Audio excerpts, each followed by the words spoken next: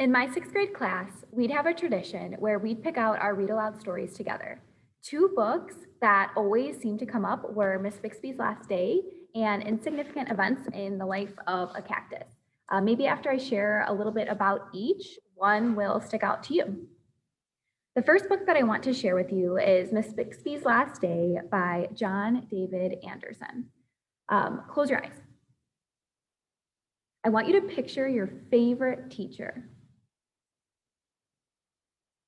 For three students, Topher, Steve, and Brand, that teacher is Miss Bixby. She's wise and she's feisty. She's a sixth grade teacher that every student deserves. Together, Topher, Steve, and Brand skip school to give their beloved teacher a day that she will never forget. Now, I don't want you to think that this book is all fun and games. It really tugged at my heartstrings, but rest assured, it might even be better than all fun and games.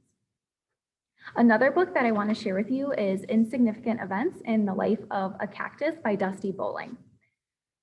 This story is about a main character, Avon, who is 13 years old and was born without arms.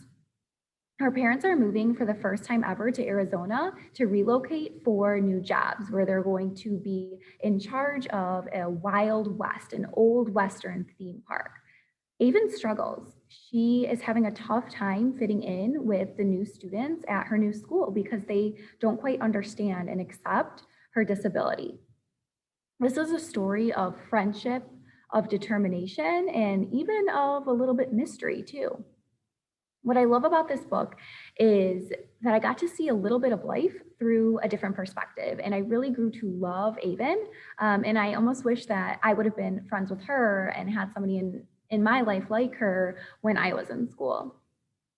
But thanks for checking out Miss Bixby's Last Day and Insignificant Events in the Life of a Cactus.